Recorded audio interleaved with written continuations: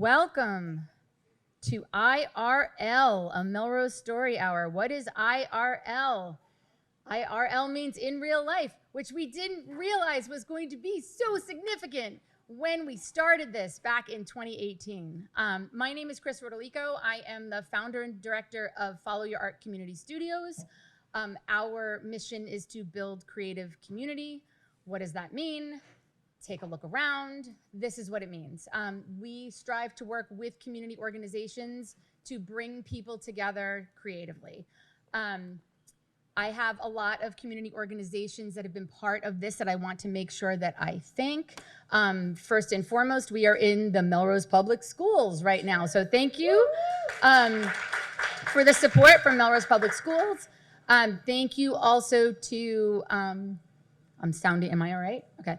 Thank you also to, let's see, the Rotary Club, which also sponsored us, the Melrose Commission on Women, which also sponsored us, the Melrose Messina Fund for the Arts, the Arts for All program through Follow Your Art Community Studios, and a whole slew of volunteers involved in the storytelling committee, many of whom are around. A big, big thank you to Wilda Kissel and Chris Robinson, who are our storytelling coaches. They are brilliant storytellers in their own right, and someday we will have them at center stage. But for right now, they are generously giving their talents over to our storytellers, who I will get to in a minute. I will also get to our MC for the afternoon in a minute. If you want to learn more about how you can be a part of building these creative community events together, and you are on our Follow Your Art email list, you got a lovely email this morning, a nice little treat in your inbox, which tells the story of what we do. If you're not, there's a sign-up sheet on that desk over there, and I will personally forward you this morning's email. And if you feel like it is worth your time, I will put you on the email list. I will not put you on the email list unless you want to be on the email list. I heard claps for that. We all do the best we can to not spam you, but sometimes we have to because it's important. Storytelling. So we are all storytellers. It's just about how we do it. So some of us create visually, some of us move, some of us speak, some of us cook to tell our stories. And for those of you that in your heads are saying right now, like, I don't do that, I'm not a storyteller, then you and I haven't met personally, and we need to go take a walk, because I will explain to you how living life is telling your story. And every choice that you make in every day in terms of how you engage in the world and how you interact with each other, that is how you tell your story. And we all do it differently. I learned how to tell stories on Sunday afternoons at the dinner table from my father, who would regale us with stories about being raised by his Sicilian immigrant grandmother after his mom passed away. And through many hand gestures and lots of voice inflection and occasionally accents, I learned how this woman who never learned to speak English and never went to school, I don't think she ever learned to read or write, and never gained more than 5 feet, managed to keep a store running until well into her 80s as an immigrant in New York. That same woman would wake my father every morning in the winter from age 9 until he was in his 20s by warming a t-shirt on the radiator and slipping it over his head to wake him up. That same woman later in the day would beat him with a broom because he tracked dirt on her spotless clean floor, and then occasionally beat her with the stick when he broke the broom. So that's where I come from, and I have a lot to learn still as a storyteller. I also have a lot to learn as a storyteller in the world of social media, because anytime there's ever been a picture of me anywhere while I'm standing at a mic talking, my eyes are closed and my hands are like this, and so, like, anybody wants to take a picture, take one like now. Okay? All right, great. So speaking of storytellers, we have for you 6 wonderful storytellers, your neighbors who live here. They are telling their stories, and we are really grateful to have them. It takes a lot. It takes a lot. It takes a lot of courage. It takes a lot of commitment.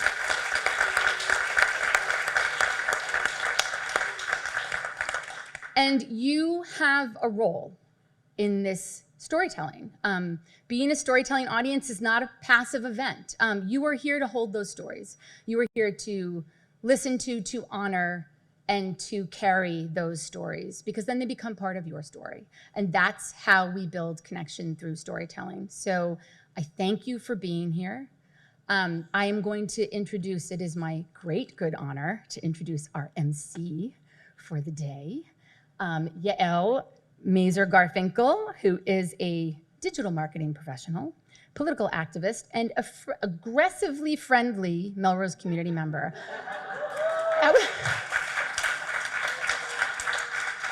I don't know that there's like an aggressive bone in Yael's body, but we're gonna go with it. So, a theater kid at heart, Yael made her storytelling debut at the Melrose IRL event in 2018, hosted our 2019 Story Hour with Melrose's mayoral candidates. That was fantastic. She lives with her husband, their Lincoln School kindergartner, and 2 adorable but naughty dogs. I introduce Yael. It's the first time I haven't had to move a microphone down. This is the first time a microphone has actually come up to meet me. This is great. So, how's everyone doing today? I'm going to be that annoying MC who's going to ask you to do that one more time. How are we doing today? Thank you. As Chris so beautifully introduced me, my name is Yael Mazar Garfinkel. I have been here in Melrose since 2014. I'm originally from this area, though. I am from just 2 towns over. I'm from Peabody. If you are not from this area, yes, it is Peabody. We're not getting into the argument about Peabody. It's Peabody. You're welcome. So as the introduction already mentioned, I actually started my first storytelling experience with this community and this group. And this really feels like a bit of a homecoming, aside from the fact that it's nice to physically see so many wonderful faces that I haven't seen in so long. Many of you were in the room the first time I told my story, and some of you were storytellers that day. Chris, amazingly, that was the day that she told the story of Follow Your Art's journey. And that was before Follow Your Art had a building, before it had the programs and the community presence that it has now when you drive on Main Street. How many of you remember back in the day when Follow Your Art was right on Main Street and had a small storefront? And it was lovely. But Chris has built such a wonderful community organization. It means so much to all of us here, and I feel so blessed that I got to be there and hear the story of that journey and how that organization came into fruition. So it's really special to be here. Another storyteller that we had that day, Nandini, one of the organizers here. Nandini Talwar, she told the story of her daughter Maya and her wife Madeline, and how they ended up with a very special member of their family named Bear, who is somewhere in the room. Bear, the celebrity dog, who is sitting over there in the back. And actually, fun fact, Nandini was one of the first people I met before I even moved to Melrose. My husband and I came to the Victorian Fair with my mom and her friend, and I randomly sat down and chatted about a dog with Nandini. I sat down, I met Nandini and Madeline. We just randomly sat on the street, and I thought to myself, this place is amazing. The kindest, friendliest people. Nandini probably sat with me for 20 minutes, some random lady just asking her about her dog. And I ended up hearing, all of this information about Melrose, and she was such a wonderful person to represent the beauty that is in the community and the openness. And so I want to give a shout out to Nandini, who's also one of the organizers today. Other people, Tug. The very first storytelling event that I actually heard was at Follow Your Art Studios at the Victorian Fair. And Tug, you may not know this because I don't think you even knew me back then, but I saw you tell the story of your experiences. And I remember thinking to myself, this man has such charisma and presence, the voice. You will all hear it momentarily. But that was one of the first moments where I thought, I want to do that. That's a great thing to tell a story and to share part of your life. And so seeing Tug here and all of this coming full circle, also just a wonderful feeling of being back in this community and tied to everybody. So I'm really excited to hear Tug as well. I could keep going on about all of the amazing people in this room. I can't name them all exactly at this moment. It would take far too long.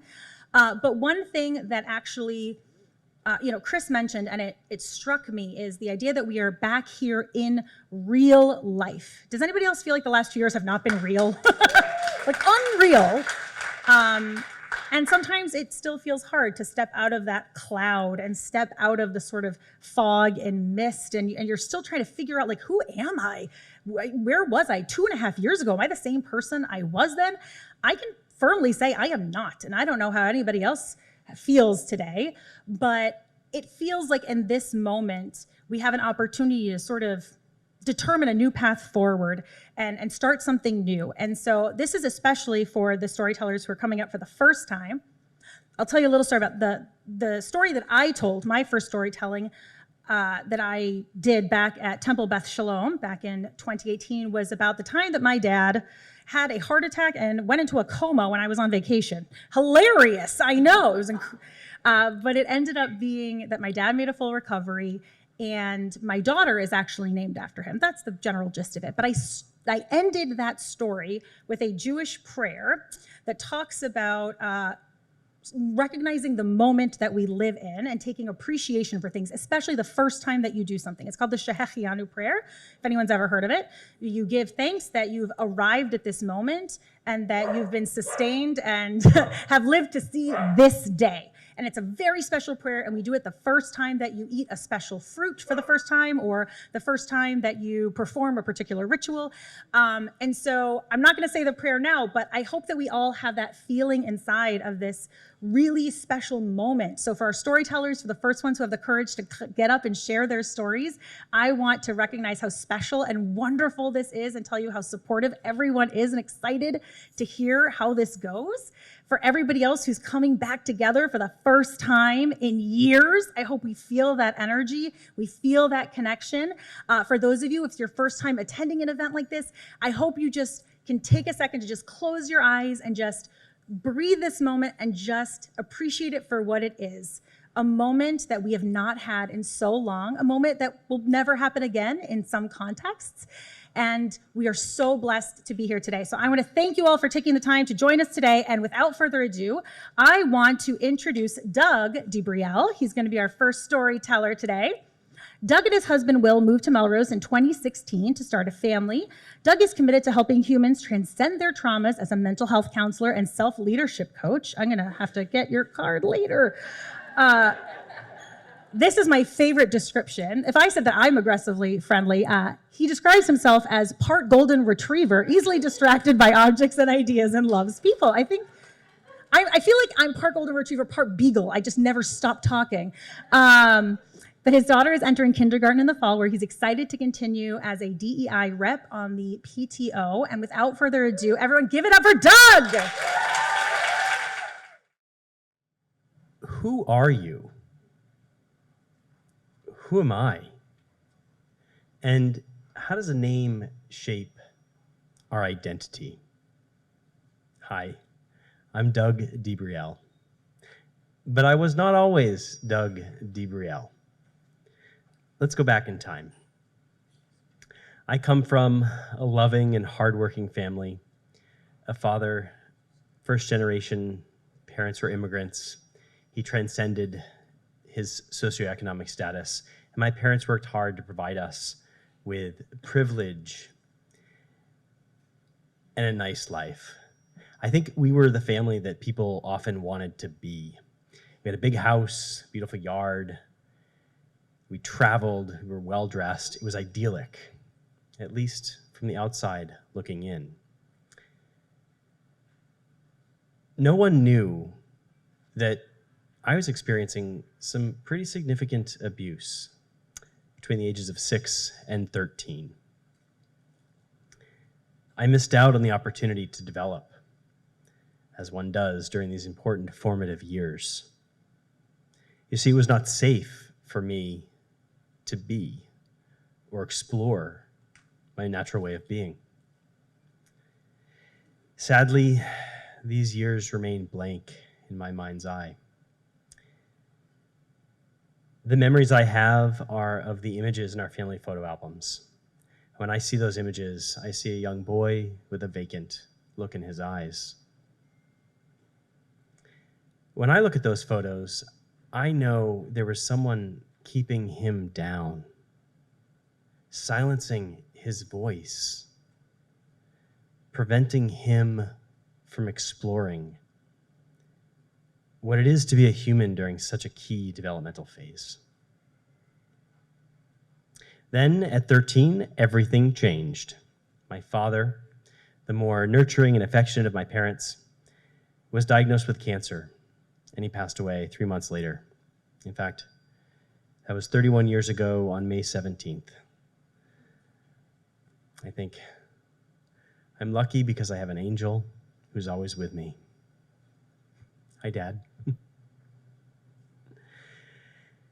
My mother, an international flight attendant, had to return to work, and she was gone several days a week in order to put food on our table. And I was suddenly alone. But something else happened. The person who was keeping me down and oppressing my humanness moved to another state. Suddenly, I was free. I could explore, I could experiment, and I could be without any fear of repercussions. Yes, the loss that I was feeling was unimaginable, yet it was tempered by my newfound liberation. At 13, I began to realize that I could be someone. Like, I could be someone. And my journey to become Doug Debriel began. I entered high school and explored many different ways of being. I was so fascinated by my peers and what I perceived to be their self-confidence and uniqueness. Sorry about that little noise there. That in my fascination of them, I just decided I'd befriend everyone.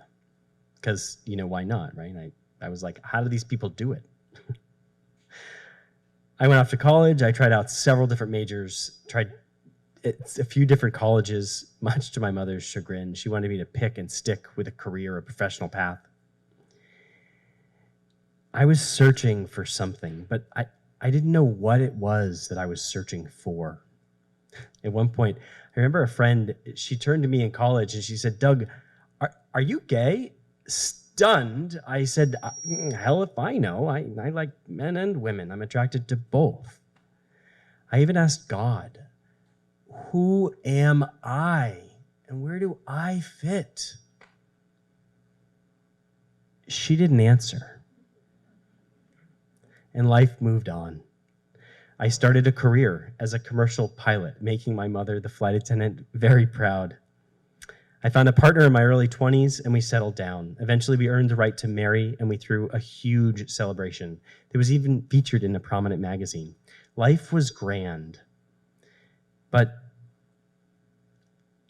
I still felt alone inside. And I began to realize I was in an old pattern. I was letting someone else tell me how to be. That was my partner. And 10 years into that relationship, I realized I had to grow on my own path, and we began a very difficult divorce. At this point, I was 33, and I found myself alone again in life and having to start over. I doubled down. I began working harder than ever on myself. I continued therapy, of course. I hired a life coach. And slowly, as I worked on myself, I began to feel something grow inside me. And it was a sense of self, and that was new. At 35, I met someone, and we fell in love. He and I moved in together. We adopted a cat and a dog. Life wasn't fancy, but it was really enjoyable. Then, at 39, I finally finished a lengthy divorce, and I was no longer tethered to someone. At that point, life really started to come together because I was free again. In the span of 1 year, my new partner and I bought our home here in Melrose. I quit a toxic job. I started my own business. And we began the process to adopt a child. We also decided it would probably be a good idea if we got married. So on a Wednesday, we went down to City Hall, got married, as one does. Then 1 year after moving into our home, we welcomed the birth of our child, Dahlia, and her entire extended biological family into our life. We now had a rather non-traditional family, 2 white guys and a black kid, but something still felt like it was missing. So my husband and I realized that we needed a way to show the outside world that we were a family, recognizing the ridicule that he and I both endured in our lives just for being different.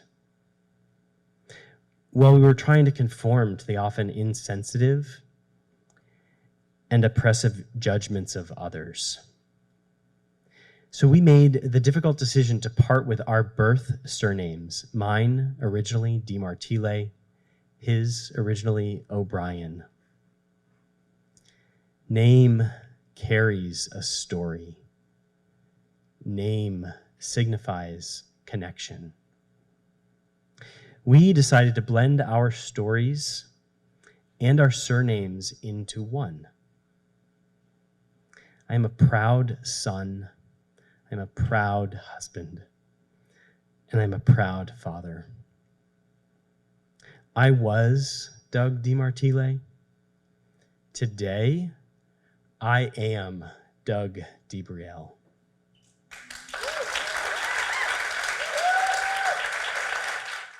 Take a deep breath, Doug. Enjoy it. Feel that. Everyone give him another round of applause, please.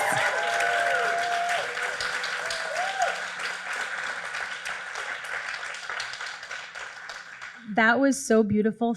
Thank you for sharing with us. Thank you for sharing with me. I personally, I think Chris said it, and we mentioned also, like, when you hear these stories, we carry these stories forward. We embrace these stories. We absorb them, and that is a story I'm not going to forget. I'm not going to forget any of your stories. I just want you all to know that. But that was really beautiful, and I think, I came over earlier and I asked you how to pronounce your name, and we tried to ask that, and I didn't know how important that question was going to be. I think it is really important. For those of you who don't know, the theme of today's storytelling is, American Like Me. This was also in partnership with Melrose Reads, and I think that names do say so much about who we are in this country. I don't know if anybody else is also touching on the topic of names, but it is such a strong signifier and a choice of who you want to be. And so, Doug, thank you for sharing that. That was wonderful.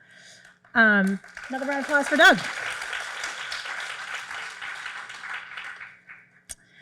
So next up, we have Tug Yorgrow. I'm going to read his bio, even though he says, it's a bit much, but he is a darling human and deserves to have his bio read. So I'm going to do it the right way here. So Tug, our very own Tug here, is a Tony Award nominated playwright, radio stage / movie actor and director. He enjoyed a 30-year award-winning career in national television. In 1994, he co-founded and served as president of Powder House Productions in Somerville, creating programs for Discovery, PBS, History, Science, and other channels. He and Beth, his wife of 40 years, moved to Melrose in 1985.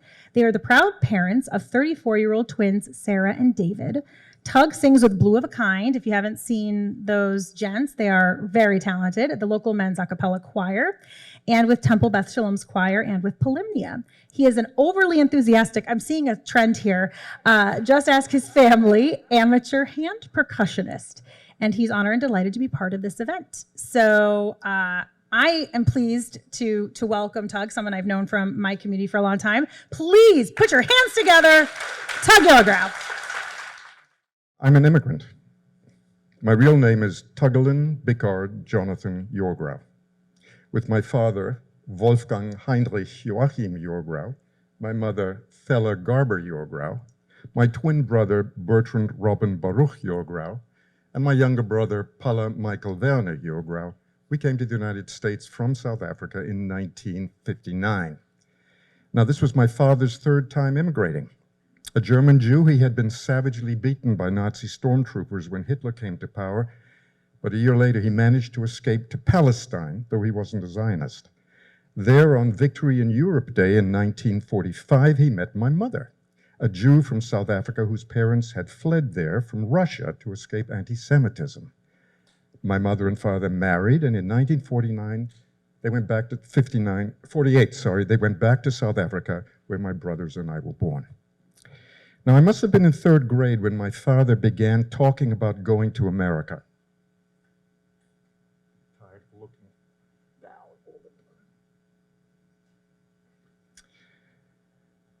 Not because he or my mother were anti-apartheid activists. Certainly they opposed it, but they shared some of the common racial prejudices of the time, as did my brothers and I.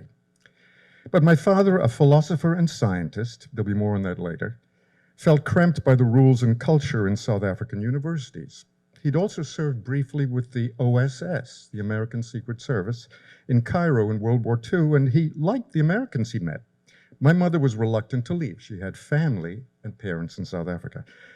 But after my father managed to get a 6-month fellowship to teach at the University of Minnesota, my mother reluctantly agreed to go. So soon after, our family drove to the American consulate in Durban, the big city.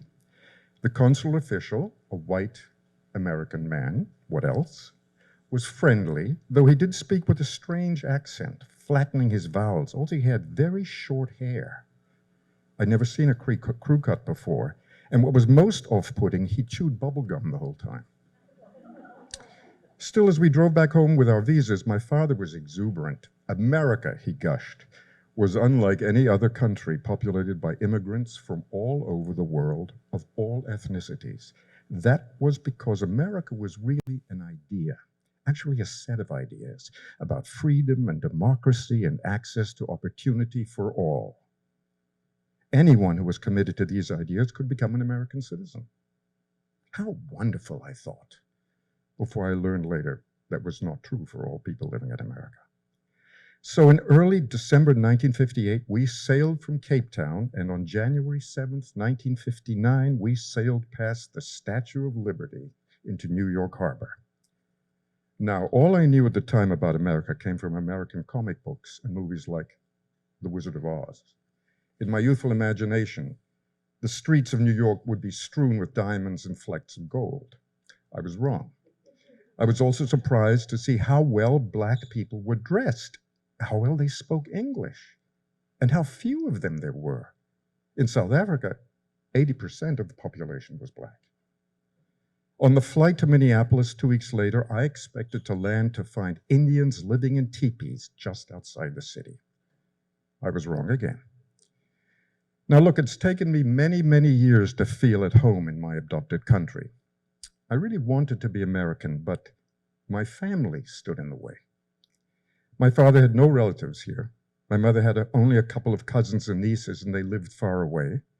Our family also moved around a lot, Minnesota, Massachusetts, Denver for my father's work, so we never actually had a hometown. And I didn't feel like I fit in wherever I was. I felt like an oddity with that name, with the accent, with an identical twin brother. I'd played cricket, rugby, and soccer in South Africa. I didn't know anything about basketball, baseball, or football. And then there were my parents, both in their 50s when we arrived. They never lost their native accents or their nostalgia for their native lands, including home cooking. So while most of my schoolmates' mothers made them American sandwiches like bologna on white bread, my mother made us sandwiches of cabbage and chopped liver on toasted rye. None of my friends' mothers called them home for tea time. And none heard their fathers complain about the foibles of these Americans. Now, the real problem of my assimilating was my father. A brilliant but deeply troubled man, he'd gotten his PhD in science at Berlin University when it was the finest department of science in the world. He'd had Albert Einstein, Erwin Schrödinger, and Max Planck as his teachers. He'd anticipated a brilliant career in Germany, but Hitler robbed him of that opportunity. So once we got to America, he lost many teaching jobs, which is why we moved, because he kept informing his American colleagues that they were second-rate compared to German culture. In the 1960s and 70s, he even visited East Germany for weeks at a time, collaborating with scientists and philosophers there. I think he would have preferred to live there. He also had girlfriends there, I came to find out. And most painful for me to remember, his doctor turned him into a drug addict. And for about 11 years, he was dependent on and shooting himself up with methadone. But thankfully, he died in I guess those are connected. He died in 1979. And I very quickly began to feel like less of an outsider. By then, I'd lost most of my South African accent. 40 years ago, I married a wonderful woman from a small Connecticut town whose family arrived here 300 years ago. Our son and daughter grew up here, Sarah and David, many of you know them. I learned to coach basketball and baseball. And I know that like many Americans today, I am in a cultural sense, a kind of mongrel. American, South African, European, and I like that. In sum, I learned that America really is a set of ideals to be worked for, not yet in reality, and now facing the need for even greater, even deeper, and even more unstinting commitment. Thank you. Another round of applause for Tug.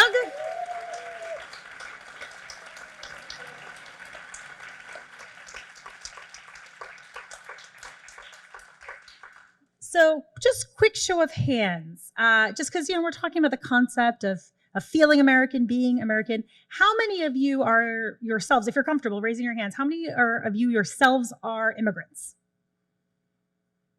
Pretty cool. How many of you are the child of an immigrant or immigrants? How many of you are a grandchild of an immigrant? Okay, raise your hand if you answered any of the above. Just take a look around in case you haven't looked. Melrose is a really cool place, people. It's really cool. It's one of the things I love most here is that we learn from everybody and all of the values, the cultures, the experiences, the perspectives that everyone comes bringing to this community. It's really special. And so actually, I want to also raise your hand if you're an old schooler, because I just saw Paul Broder in the room. And I don't know if you know how many generations of Broders have been here for a while now? 4 generations just in Melrose, right? Amazing. Raise your hand, though, if you are actually like someone who graduated from Melrose High. How many other folks do we have here? Wow. So only got 2 folks in the room. And how many of you are maybe U.S. born, but were not born in Massachusetts? So just show of hands. Wow. How many of you were born in Massachusetts? Okay, actually looks like it's almost about 50-50 about people born in Massachusetts, outside of Massachusetts. That's really, really cool. And I think it's one of our great strengths as a community is how we have all of these stories together. We all come together, we share them.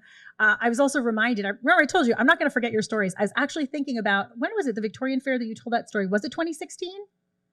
Or when did you start? 2017? I had flashbacks. I was sitting here, I was reminding the story of how Tug and Beth had lost their home in a fire. That was the story that they had told years ago, and how this community came together and pitched in to help them rebuild. And that's the kind of moment where you have these little flashes from all of these stories. And I'm thinking to myself, these are the people that would help us rebuild if something were to happen. And that to me is the spirit of Melrose. I don't know if it's always the spirit of America, but it's certainly the spirit of the community that we have here. And that's something that I am very proud to be a part of. So next up, I'm very excited to introduce not a first-time storyteller, but someone who's returning to the stage today. We have Marie Mcquaid, who's going to join us. So let me tell you a little bit about Marie. I got to get the bio. Marie has lived in Melrose since 2005 as a mother of 2 wildly creative boys and as a college admissions counselor working with high school students. Marie regularly guides young people to reach their full potential. In the spirit of taking her own advice, Marie has been working on facing her fear of public speaking and is excited to return to the IRL stage to tell the next chapter of her life story. So please give a very, very enthusiastic round of applause for Marie. So if anyone was here for last year when I told my story, where I talked about being born in Japan and my first 4.5 years there, this is sort of chapter 2. When I was 7 years old, my family attended a church that met in a funeral parlor. It's true. We were first attending a nice Presbyterian church. It was big, beautiful, your ordinary church with its own church building. But my parents decided that the teachings of this church were not aligned with their interpretation of the Bible. They did things like baptizing babies, that was wrong. And so they splintered off and created their own church. And at first we met in people's houses, and then we got a little larger and met in a conference room of a hotel. And then we ended up meeting in a funeral parlor.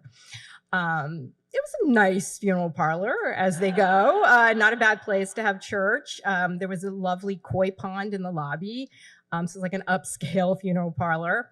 But there was this one particular Sunday where the moment we opened the doors, we knew that something very, very wrong had happened because there was a vile smell in this place. The kind of smell that you're not going to get used to, and you sort of instinctively know what it is, right? But the adults were kind of trying to act like, it's nothing happening here, we're fine. And the kids were like, what is happening here, And we ended up having the service. You'd think we would all have vacated and said, okay, we'll do church somewhere else, or let's, see each other next week. But no, we carried on. And I tell this story to just show how important church was to my family. I mean, and to attend a particular church that was along with their, beliefs. They would even go to a funeral home. And shortly thereafter, they found out about a church in Pennsylvania. We were living in Long Beach, California. They found out about a church in Pennsylvania outside of Philadelphia that was really great. And so we packed into our car. We had a VW Bug at that time, and we got a U-Haul trailer, and we moved all the way across country. We drove for 10 days just to attend a church. After a year there, my parents decided that church wasn't great, and they heard about this great church in New Jersey. So we got in the car again and moved to New Jersey. Luckily, it wasn't that far. And then my parents found that this was their spiritual home and ended up being there for like another decade. Well, hang on, I just have to look at my notes to see where I am here. Church really consumed my parents' lives. It was the thing that gave them definition and meaning. And we went to church twice on Sundays. There was a morning service, there was an evening service, and then there was a Wednesday prayer meeting. So we were at church a lot, right? They were not, even though we lived in this town in Vernon, New Jersey for like almost 10 years, they never made any effort to integrate into the community in any way. All of our friends were church friends. If I babysat anybody, they were the children of church members. That lived in the town were all going to hell. So, we didn't want to get too close to any of them.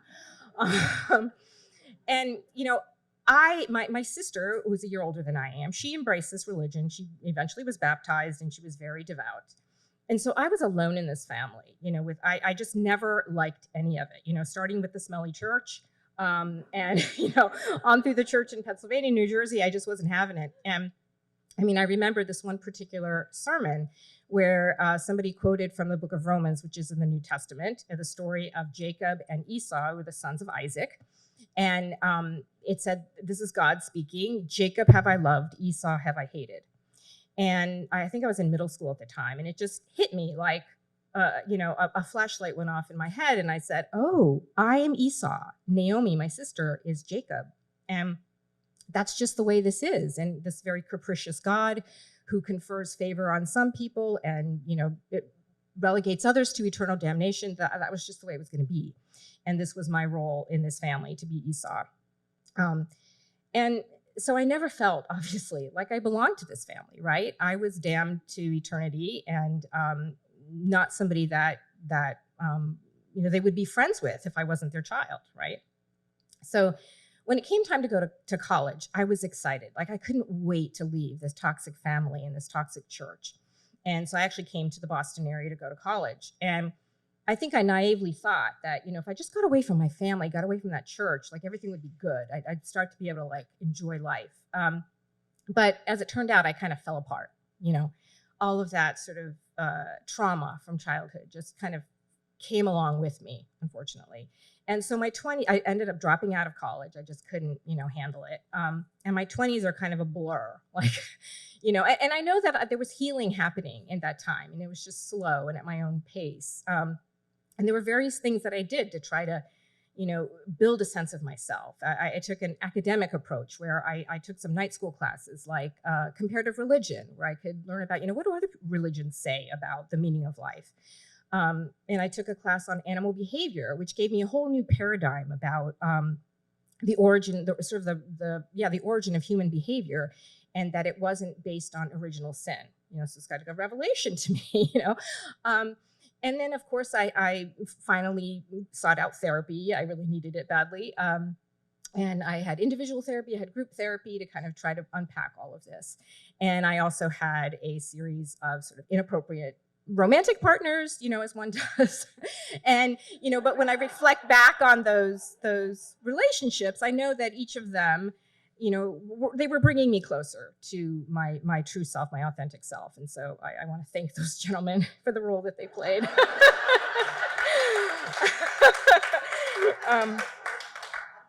And, by the time I was in my mid-30s, I feel like I was kind of feeling like I had some solid ground underneath me. And I was living in Cambridge, and I met Bill, who was in the audience right here, the black shirt. And we ended up getting married, and then shortly thereafter, we moved to Melrose, and we bought a home here. We had our first son in 2007, and then our second son in 2012. And, I became somewhat integrated into this community. And, this was originally supposed to be a pretty sad story about not belonging, because, when the theme came out, I was like, oh, do I have a story about not belonging? I really have one.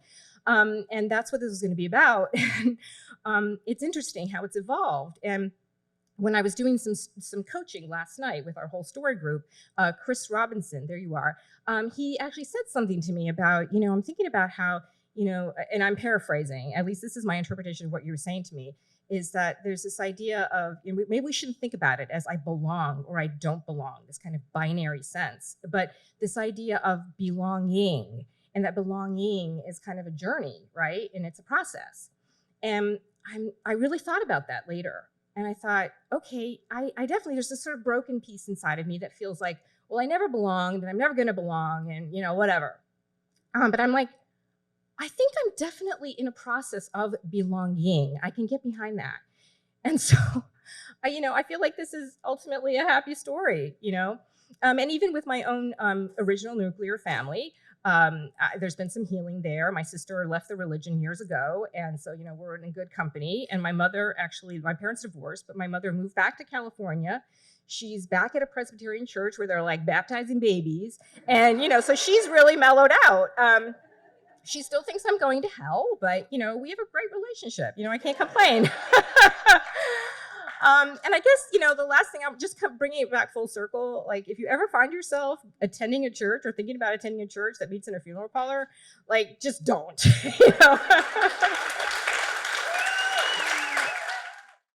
is what a fear of public speaking? Was that in your bio? Because that was amazing. Give it up again for Marie. That was incredible. I'm so looking forward to spending eternal damnation with you. We're going to have a great time. It's going to be amazing, guys. So next up, we have Liz Meyer joining us. Give it up for Liz. Okay. Liz moved to Melrose 11 years ago and works as an administrator at Harvard Law School. She's been listening to The Moth since 2010. Round of applause for The Moth, everyone who loves The Moth. Woo! And she's very excited to be sharing her debut story with the local community. Hopefully many more stories to come. But in the meantime, please give a very warm, very rambunctious round of applause for Liz. I'll just say real quick, yesterday we did a run through and Marie said, I don't want to go after you because I'm going to be crying. And now I'm like, oh my God, that was so funny. That was so awesome. And I'm like, yeah, this is heavy. So sorry, y'all. So this is my heavy story of belonging.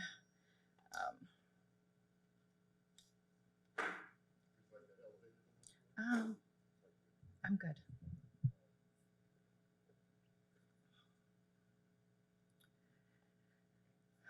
By all accounts,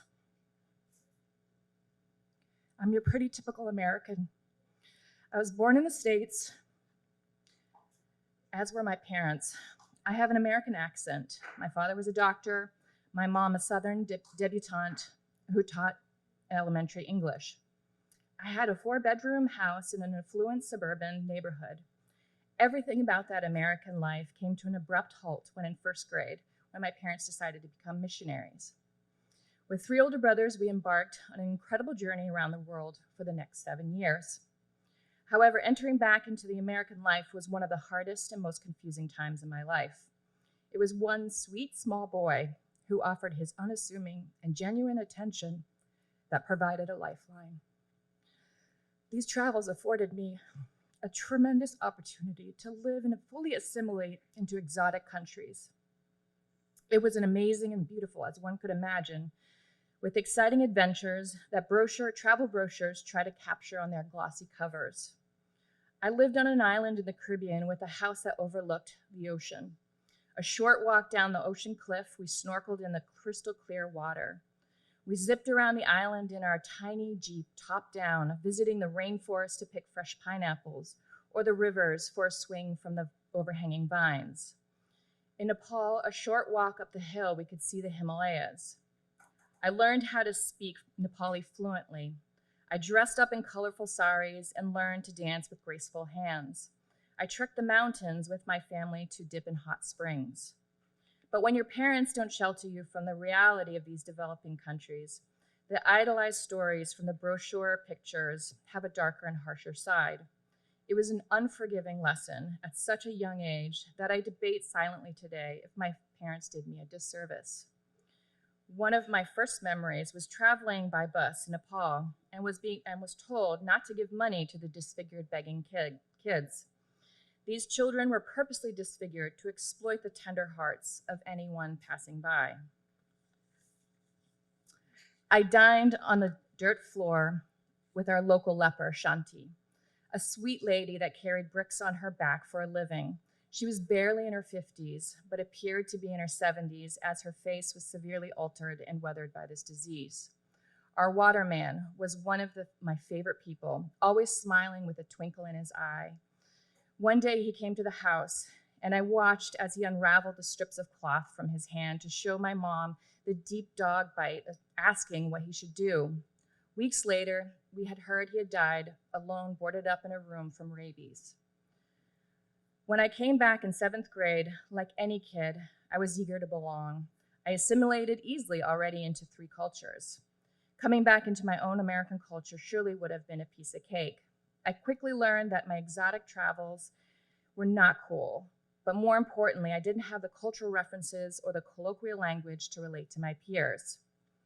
One day, I mustered up the courage to ask a girl in my church, what was the brand name of her jeans? She responded by saying, guess. I caught off guard by her question, I replied apprehensively, Levi's?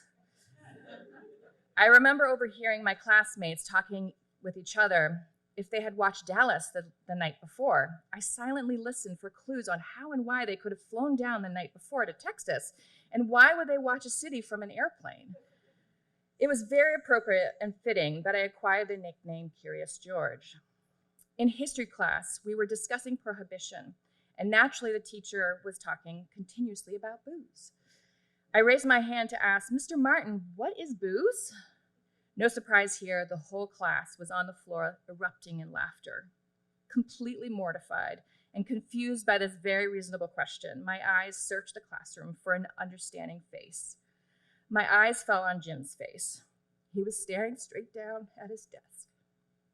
His empathetic face will forever be imprinted on my memory. Even after all these years, I swear I recall a slight smile. It must have been taken all his might not to burst out laughing with the rest of his classmates. Jim is the one classmate I have the most vivid memories of. Not sure if it was the budding chemistry or his uncanny ability to see the person, or it was just one of those special people that left a lasting impression. Jim and I were both on the high school soccer team. I played left center forward, and he was the goalie. One day after practice, I was by myself walking back to the locker room along the boys' field. Jim was standing alone in front of the goalie, as his teammates were on the other end battling for the ball. My eyes were glued on the ground, desperately hoping he would ignore me. But from the corner of my eye, I saw him starting to sidestep towards me. He started yelling and cheering on his teammates, clearly making a spectacle to get my attention. I couldn't help to look up to meet his playful eyes and see him smiling with delight. He seemed to savor seeing me uncomfortable. Perhaps he knew all too well I would be savoring the uncomfortable moment in return. I'm sure a typical teenager would have dozens of these silly and awkward moments, long forgotten in one's adult years.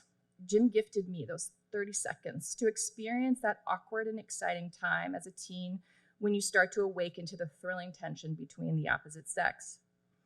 Unfortunately, attempting to assimilate back into American was about a battle I did not want to fight anymore. I was sitting in Spanish class and I decided to give up. And like a light switch, I emotionally shut down and built a fortress around my heart. My parents, alarmed by the drastic change, did what they thought was the best thing for me. And in middle of 11th grade, I went to an international boarding school in India. I never said goodbye to any of those American kids. I had blamed my misery on them, but it couldn't be further from the truth. The emotional turmoil and aimless journey to belonging and being accepted was much more complicated and deeper than simply understanding how to speak the colloquial language. Some months before I departed to India, someone knocked on my window late one night. I was studying with headphones, my back to the window. While I heard the knock, I pretended not to hear it. The knocks came at several more intervals with increasing urgency, but I still ignored them. The fortress around my heart was too wide and deep. Over the years, I've wondered who was at my door, who was at my window. Did I miss out on the quintessential American teenage tale of escaping into the dark night to lay under the evening stars with a boy? Sadly, Jim lost his life years ago. He chose to leave the comforts and stability of this country in the safety and loving arms of his family and friends, to be the voice for those who were being silenced by the untold horrors of war. I'm forever grateful my path crossed with his kind and special soul. I wish our paths had crossed again as adults. I would love to hear his travel stories. I would love to ask him about what he remembers from our days as kids. What was his experience like in high school? Does he remember the booze question? How hard was he really refraining from laughing that day? Does he remember the moment on the soccer field? Was he the boy that came to my window? If we snuck out, Would we have kissed? Would it have been his first kiss? I would love to have told him that it would have been mine.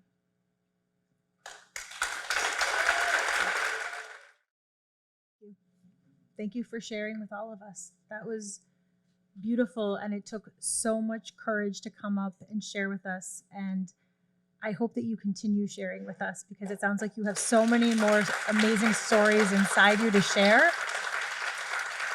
And we're really lucky to have witnessed this moment with you. Thank you. Next up, we have another first-time storyteller named Leah Escalara. Raise your hand if you know Leah Escalara.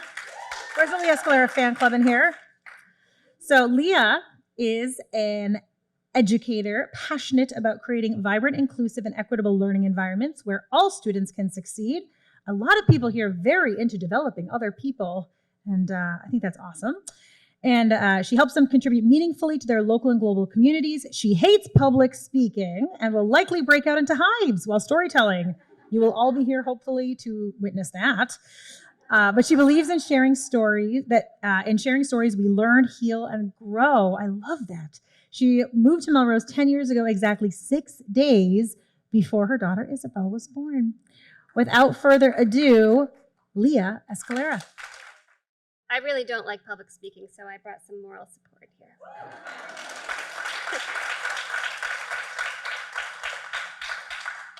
Okay, I'm going to take you back to March 2020. It is the third week of quarantine, and the undertow is creeping. Big time. The undertow is not something I made up. I read it in a book by John Irving, The World According to Garp. And there is a scene where two little boys are playing on the beach, and the adults are warning them to be careful of the undertow, but they think they are saying toad. And the little brother says, "What's the big deal? What can this big toad do to you?" And his older brother says, "It can pull you under. It can suck you out to sea." So it's the third week of quarantine, and my undertow is huge, and it is pulling me under. There are so many questions. Where can we buy toilet paper? Who has Clorox wipes? How do you make face masks? What is the password for Google Classroom, for IXL, for Pearson? Why do none of these have the same password? Questions are crashing over my head. I feel the current burying my feet in the sand. And at work, I stare at a screen full of tiny Zoom boxes, full of more questions.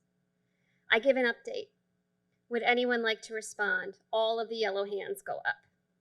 And the first one asks, and I will never forget this exact phrase, "Can you describe the ways in which your response to the COVID-19 crisis will reflect an ability epistemic justice paradigm?" I swallowed. The tidal wave continued.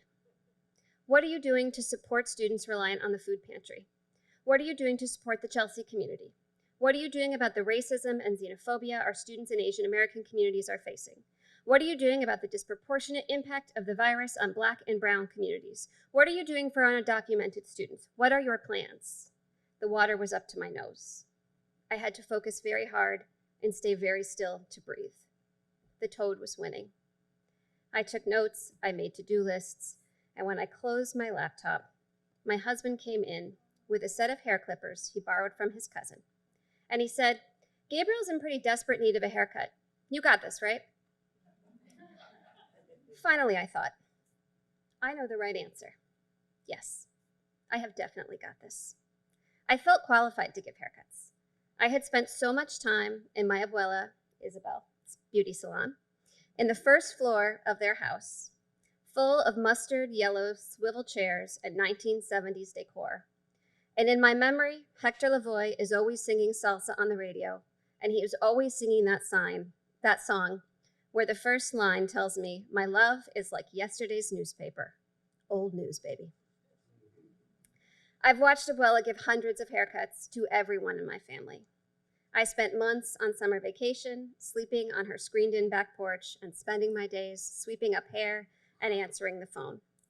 I watched her with the wash and set ladies, the teenagers with spiral perms, the coloring caps on exhausted mothers that always fell asleep under the dryer. I've seen the look on her face when she knew a client had chosen the wrong style. She would always do what they asked. But when they left, looking like their hair didn't quite fit their face, she would say, Leah, I'm a beautician, pero I'm not a magician. She was graceful with her scissors. She would begin with her fingers on either side of your head, right behind your ears. She would tilt your chin toward your chest, spray your hair with water, part it into sections. Then she would wait until she was at a critical juncture, cutting your bangs. And she would make eye contact with you in the mirror, and she would ask a very loaded question in a casual voice. Okay, Nana, dime, what really happened? And while she had your hair in her hands, there was nothing you could do but tell her the truth. When my grandmother had a stroke the year I graduated from college, and she didn't remember any of us anymore, I went to visit her. My father was very upset. He didn't like the way the woman who took care of her had combed her hair, and I agreed with him because she looked awful. They parted it in the wrong place, I said, and she needs a haircut desperately. My dad nodded. You up for it? We sat her down in the only remaining chair in what used to be her salon. The rest of the furniture had moved out, and now it was home to an adjustable hospital bed, rows of prescription bottles, and stacks of adult diapers. But we had one mustard yellow swivel chair left. And so we put her in it, and I pumped her up to the right height. I swung a cape around her shoulders, and I tried to do what she had taught me. I sprayed, I parted into sections, I started at the nape. My hands shook, and she looked at me in the mirror suspiciously the whole time, like she knew we were in the wrong places. Maybe she could tell I was nervous, or maybe she was really just waiting for me to ask her a difficult question. When I was done, she didn't look exactly like her old self, but she looked closer to herself than she had in a long time, and we all felt a little better. My mother walked in the room with a stack of clean laundry and said, Not bad, Leah. Well, Mom, I said, I'm a beautician, pero I'm not a magician. And for a split second, Abuela recognized something familiar and squeezed my hand. I was thinking about that moment when I started to cut Gabriel's hair. I felt confident. I was probably going to be great at this. Maybe this would be my new thing. Maybe I would always, even after COVID, cut my family's hair. Maybe I should look for vintage hairdresser chairs on Etsy. I watched a quick video posted on Instagram to prepare, and then I cracked open the clipper set. I put my fingers on either side of Gabriel's head, and I guided his chin toward his chest. And there is no other word to describe it except disaster. I blame Kim Kardashian. Her stylist on Instagram encouraged me to stop at the top of the head and blend down. This is an insider tip, he said. So I tried this approach. I snapped on a 4-blade and I worked my way down to a 1, but Gabriel was squiggly with little boy energy, and the falling hair made him itchy, and I had to stop 3 times to refer back to the video. And as he grew increasingly fidgety, I grew increasingly impatient, and to put it bluntly, I lost it. I screamed at him to sit still and be quiet right now. He crossed his arms and glared at the floor. I could feel salt water in my lungs. We did not make eye contact because there was no mirror, and I felt very sure that he would never tell his children about the closeness we felt and the secrets we told when I cut his hair. When I let him get up, he ran outside, looking like a shorn baby lamb. And I wished there was a screw you button on Facebook that I could click instead of the thumbs up when I saw everybody else posting their successful COVID cuts online. While I swept up the hair in our kitchen, Chris came in and handed me my phone. You just missed a call from your dad. And by the way, what happened to Gabe?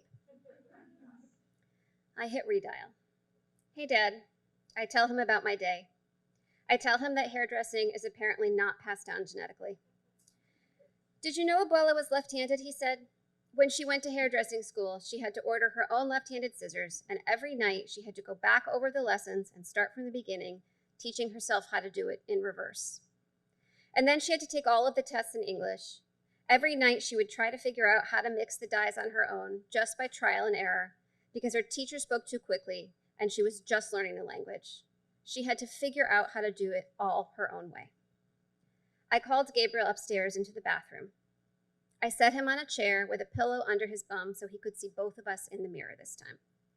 Okay, buddy, we are going to try this again. You are going to do your best to sit still, and Mommy is not going to yell. I put on Hector Lavoie, and I remembered to wrap a towel around his neck and shoulders. I took out scissors and a comb this time, and I tilted his head, and I started at the nape the way I always knew I should.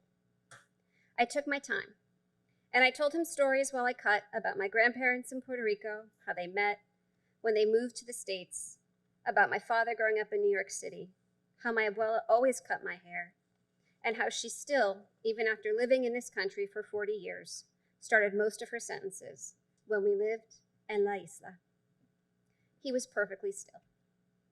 Right near the end, when I was very carefully trimming the hair around his ears, I looked at him in the mirror, and I asked him as casually as I could manage, "How do you think we're doing?" "Do you mean living at home together all day and you doing your work at home and me doing school at home and we're all together all the time?" "Yes." He considered this, and then he said, "Sometimes good, sometimes bad." When we were done, it was definitely not an Instagram haircut, but it was passable. "You're all set, bud," I said. And he ran down the stairs and out the door. A few minutes later, as I was just finishing up cleaning the bathroom, he came running in. "What did you forget?" I said. "Hey, Mom," he said, "do you think you could cut my hair again tomorrow?" This task complete, I still had to face my laptop and a mountain of loaded questions. I opened a blank email, and I wrote a memo to the division. I wrote about anxiety and grace. I asked for patience and creativity. I talked about community and sense of belonging. And I know it was not enough. It didn't solve all the problems. It didn't answer all of the uncertainties, but it was all I had to say. It was my own words in my own voice. I pressed send, and when I stood up, I was surprised to find that the undertowed had finally left me. I felt the opposite of the undertow. I felt that ebb and flow, the feeling when the ocean lifts you up, and without even trying, you are carried home. Leah, that better not be the last time that we get to hear a story from you. That was so beautiful. I think all of our first-time storytellers, they've just knocked it out of the park today. Unbelievable. So, last but certainly not least, we have a storyteller named Tais Demarco coming up today.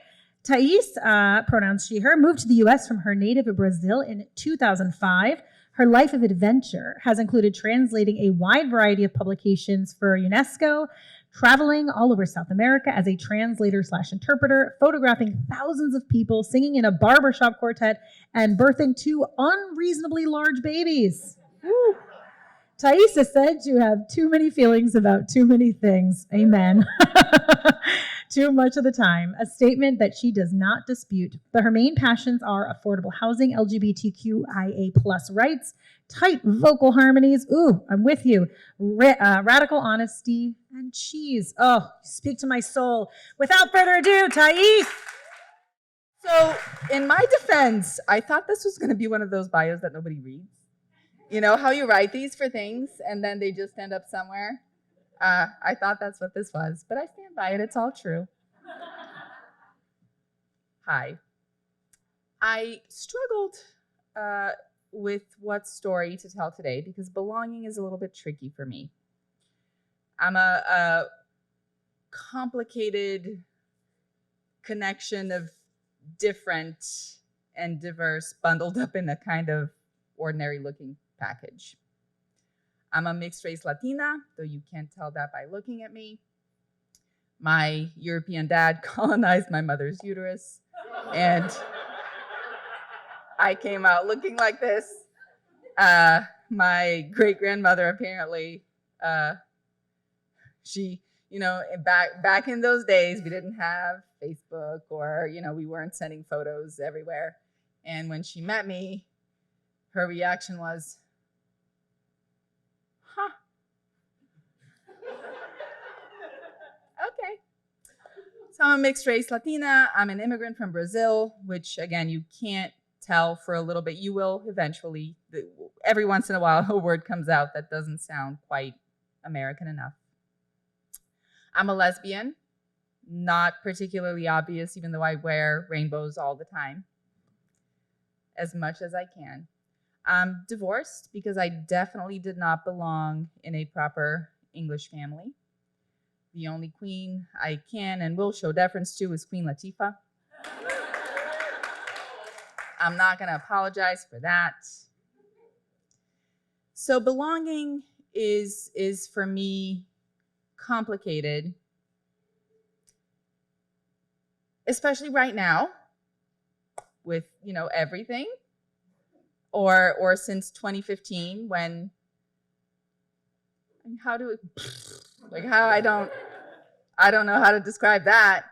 Or for me, 2005, when I moved to this country without any family, or 2012, when I came out as a lesbian in a really, really, really homophobic family, or for some people, 1979, when I exited the colonized womb. That's probably for them the time when Tais started to show her difference. Tais, Thais, I found out about 3 months ago that I had been misspelling my name for my entire life. Little bit of a mind bend there.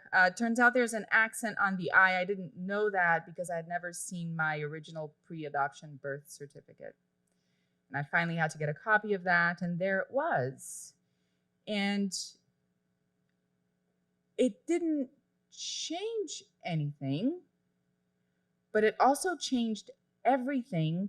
And it wasn't until I started to tell and retell this story as I was working on it that I realized why. And it's because it makes my name even more different. You see, my name already doesn't fit in people's mouths, doesn't fit in their heads. They can't spell it. I was married for 12 years, and my ex-wife's siblings misspelled my name for 12 years. It's 5 letters. They do have to be arranged in a particular order. Otherwise, it's not my name. My name is tricky.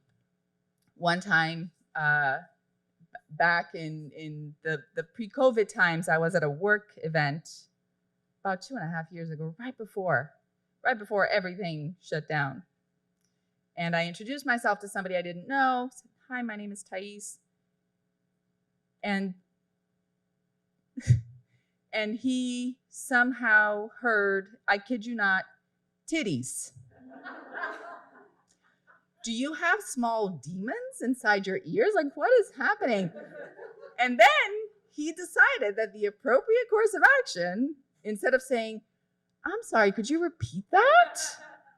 Could you spell it for me?" No. What he did was he exclaimed very loudly in a room full of people, "Well, hello, titties." I was mortified. The woman I had a monster crush on was standing next to me. I think I died twice, at least. Our names are important. Our names are important. Our names are important even when you can't quite wrap your tongues around them. Our identities are important even when they make you uncomfortable. Tais the immigrant is not trying to steal your job. I don't even want mine. I want to be independently wealthy, so unless that's your job, you don't have to worry about that.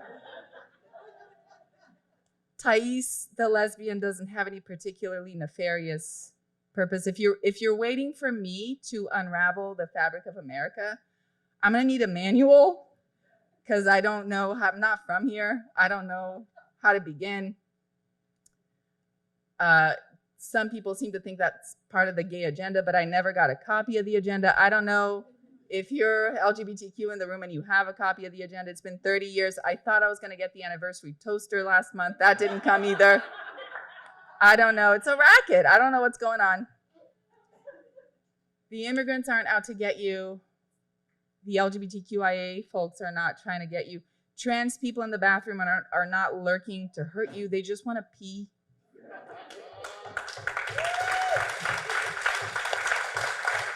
I promise you that's all it is.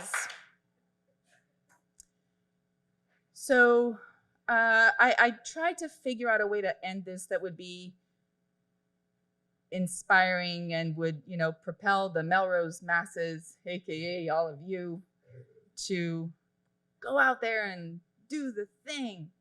And the thing, I think, there's so much to take from the stories today, and I've appreciated hearing each and every one of you. And I know that I will carry things with me, and I hope and know you all will too. And from my story, what I would like you to take is a request. Care enough to learn people's names. Thank you. Give it up for the hilarious and talented Tais Demarco.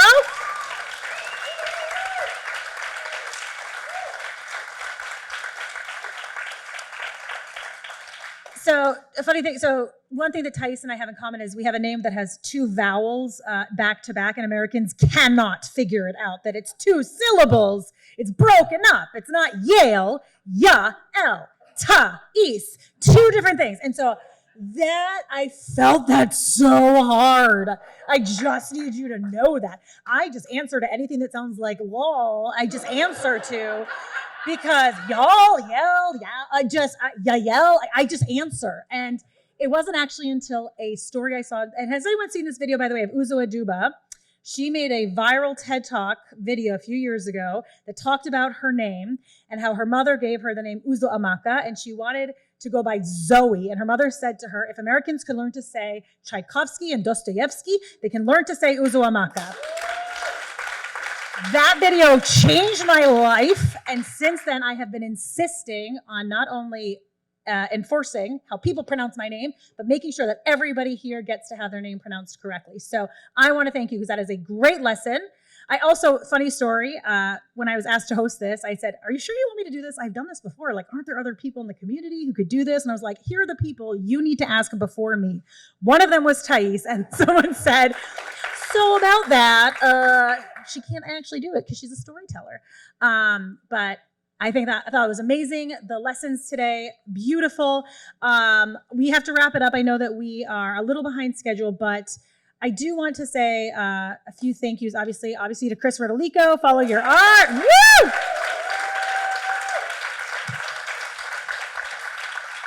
So some of the organizers here, we have Nandini Talwar, we have Carol Farisi Viola, woo! We have Maureen Busby. Who else? Melrose Reeds. Oh, they're coming. Oh, don't you worry. I'm going to give them their props.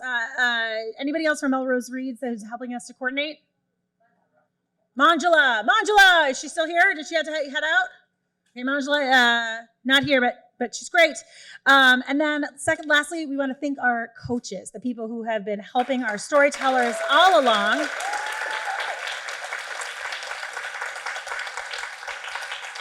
So these two are some of the most talented people that we have living in our community. We are so blessed to have them. The first one I'm going to introduce is Wilda Kissel. So Wilda loves storytelling. She loves listening to stories. She works as a higher ed administrator and uses storytelling as a tool for community building.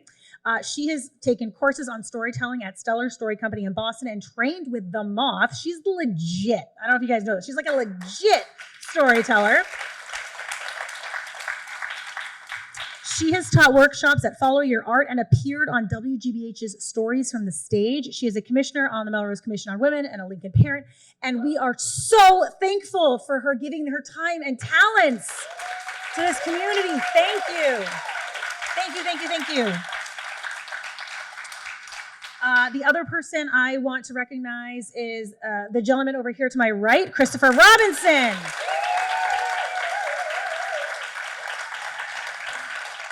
He's the coordinator of outreach and training at BU's Disability Services. He's practiced as a performing arts ASL/English interpreter since 1994. He has over 25 years experience as an ASL English interpreter, mentor, and national presenter in the content areas of inclusion practices in the performing arts, mentorship for interpreters, and cross-cultural mediation with deaf and hearing communities.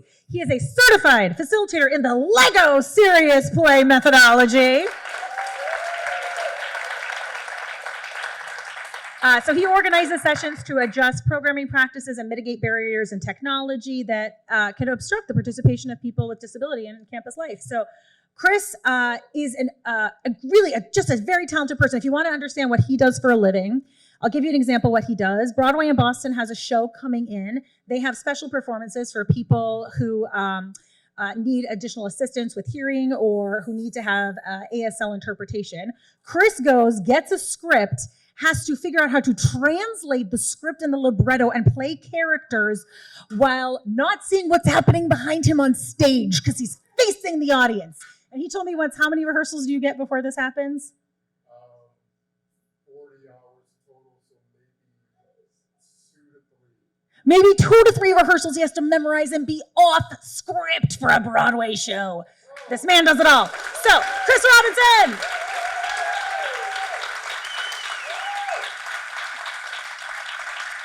I'm going to give it back to Chris if there are any other announcements you want to make, but otherwise, thank you so much. You've been a wonderful audience. Thank you to our storytellers, Marie, and who else do I have to go through the whole list here? So we have Tug, Tais, Marie, Doug, Leah, and Liz. Give it a love for them. Hopefully next time, it'll be one of you lovely folks coming here and sharing your stories with us. Thank you.